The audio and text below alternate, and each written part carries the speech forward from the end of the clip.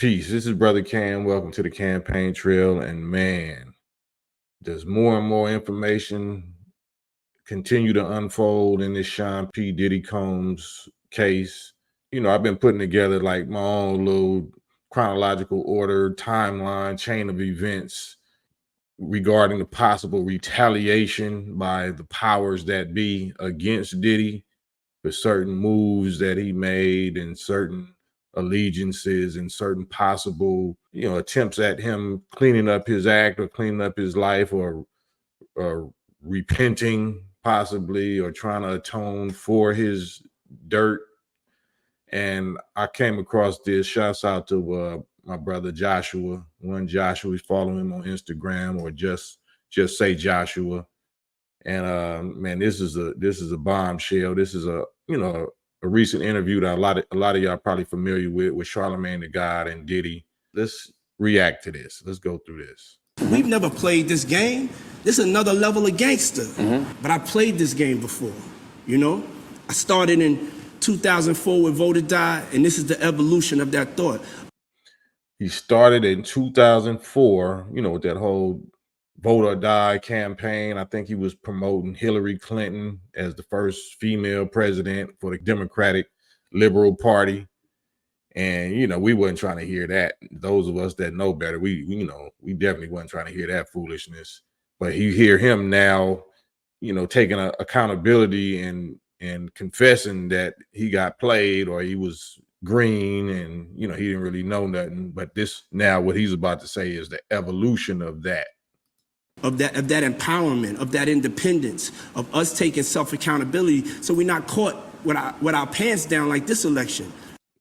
Paul might not want to use that analogy, but it is what it is now. Right now, we're not going to get nothing. We caught with our pants down. We're not organized. We're not ready to really take this on. I went through the experience of politics. I played the game with the Democratic Party. The people that I went and campaigned for, after they got elected, I don't feel like they really did anything to change the reality of Black people. Like that. There we go. That's the beginning of the end.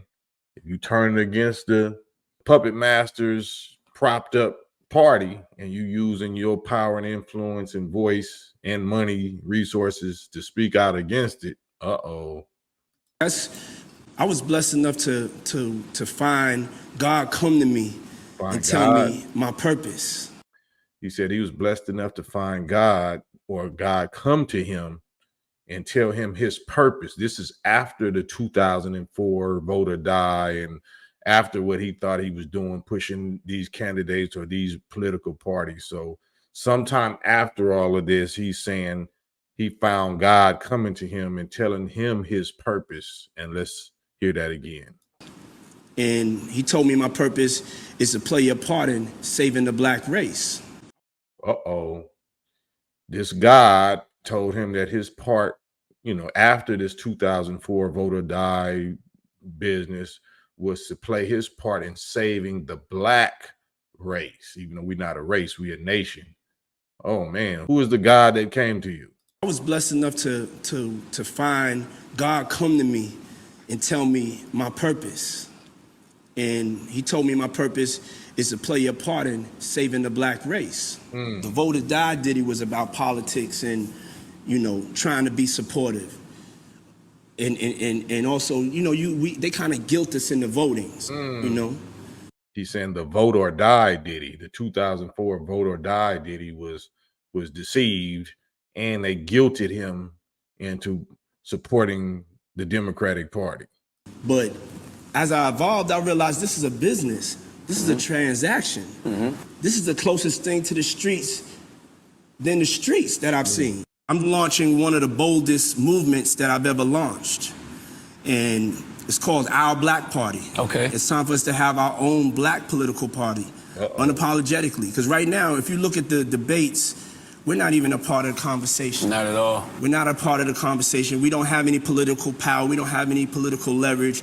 And ain't he saying something totally different? Because he was just pushing a white lady, Hillary Clinton, Democratic Party. Now he's saying we need our own, and it's black, blackity black, and he trying to save the black race and empower the black people. So that's a 360. That's a 180. That's a complete opposite direction.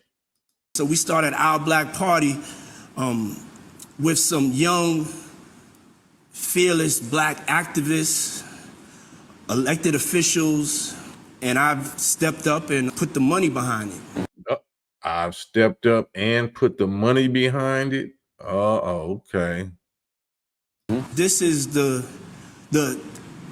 biggest threat, the biggest threat, the biggest threat, and the only option that we have right now as far as making a change, taking our own self-responsibility and accountability to be educated and empowered with our vote. He's talking about for those that believe in the voting process. So that's not the only option, but if you believe in the voting process, he's saying this is the only option for those of us that believe in this voting process. We know as FOI, members of the nation, that this ain't the only option. So what's the goal for our Black Party? Our Black Party's number one goal is to unify behind a Black agenda. That's it. You could be a part of the Democratic Party, the Republican Party, you could be an independent, but if you Black, you wasn't born Republican, you wasn't born Democrat, you wasn't born independent, you was born Black. Oh man, who are you getting those bars from? Who are you getting those bars from? Could it possibly be that man? Man, let's continue. And we have to seize our political power, because it'll just be more the same. Being pushed this way, being pushed that way, and we expecting a different result. But the definition of insanity is like doing the same thing over and over the same way, expecting a different result, and it's not going to happen. So we have to change the tone. We got to start with us stepping up and really taking the responsibility and accountability. Man, so is this his version? Is this Diddy's version of stepping up and taking responsibility and accountability? Because I'm gonna go through the timeline of these lawsuits and these cases after this and see how incredibly close they match up. To be a part of this political movement. The hardest part of that is going to be getting other Black people to buy into it. This is not for all Black people. You know what I'm saying? This is not for the scary ones. This is for the ones that want to move things forward and want to get to the smoke and want to get to the smoke and want to get to the smoke. Want to get to the smoke. All right, so that brings us to these lawsuits. And I went over this on a prior video. In May 2023, Diddy claimed that the company treated his liquor brand as inferior and limited their distribution to urban neighborhoods, meaning Black or ghetto neighborhoods. Combs, who is Black, also accused Diageo of racism and said that company leadership told him that his race was a reason for their limited distribution of his product. So Combs went through that lawsuit, but then it says, he settled the lawsuit in 2024. And this is January 16, 2024. But given what we just heard from Diddy with this right here, I'm not sure exactly when this was, but surely this was within the last 2 or 3 years that he did this interview with Charlemagne. Keep in mind that this right here, this message of Minister Farrakhan that he aired live on his TV network, July 4th, 2020, which led to all of the incredible backlash that I've been posting up before, of these, Jewish organizations or whatever. Did that have a part in the retaliation, of these companies like this backing away or, starving or sanctioning him financially because of that position, him allowing Minister Farrakhan to say what he said, which was so controversial at that time? And then on top of that was his interaction with Minister Farrakhan or God, whatever God he believed in that inspired him to do this thing he's telling Charlemagne about. Is that the same one that inspired him to file a lawsuit in May 2023? right? But then look at what happened in the same year.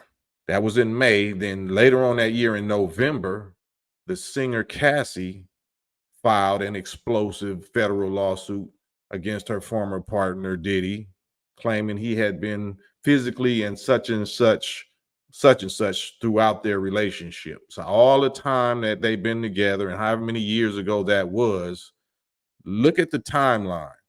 May 2023, Diddy files a lawsuit against Diageo. And then November 2023, apparently a retaliatory lawsuit. Somebody inspired Cassie to come forward in the same year, a few months later. Is that a coincidence? And that's what opened up the gate for all of this, right? That's what opened up the gates for all of this. To where, he's in court, he's arrested now, you know what I'm saying? The whole media smear campaign as though he is doing something that everybody in Hollywood or everybody in politics ain't doing, to such point where they got him in custody. Then we see this. We see this by TMZ, who was one of the main propaganda machines. They saying that he's placed on routine such and such. And like I said earlier, he had to come out, or his lawyer had to come out the next day and say, no, I'm not that, but they put me on that. What are they setting him up for? Right? What are they setting him up for? Are they setting him up for something like this? What happened to our sister, Sandra Bland? I don't know, but we know that she was alive. You know what I'm saying? We know what happened.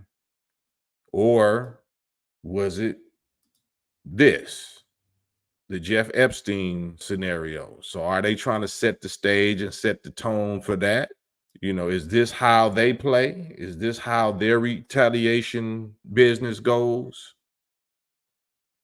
To where now, just recently, this person right here, I forgot his name, something Levine, a Jewish dude that was locked up in federal prison several times in different federal prisons, that alleges that he has sources in MDC that told him that, Sean had stopped eating or was on a apparent hunger strike, or he stopped eating. But according to this guy's claims, it was because he feared being poisoned. He feared that they would poison him, give him some type of whatever that might cause his demise. So I just wanted to put that out there. Of course, I want to get y'all's thoughts in the chat, y'all's comments. But if a person is actually trying to atone and trying to repent, once you have gotten in bed with Satan and Satan has, made you as rich and famous as you become, and then you try to pull back and pull out of that deal with Satan and try to go against Satan, squadding up with Moses or the Aaron or the God of Moses and Aaron of our modern times, what is going to be the natural response or the prophesied response of Pharaoh or any wicked ruler that any one of us tries to do that with, or do that to, or pull away from? So give me y'all's thoughts. I showed you the clear timeline. I'm sure that y'all can even come up with some more details and some more intricate chronological ordered timeline details than this. The way that the media uses their power and influence to demonize, if they flood their media with somebody that they're demonizing, that they want us to hate, then we need to push the brakes on that and do not fall for that bait. Anybody that they pushing us that we shouldn't like, we might need to look into, deeper. What are they doing, or what have they done against these oppressors, that we need to look closer at.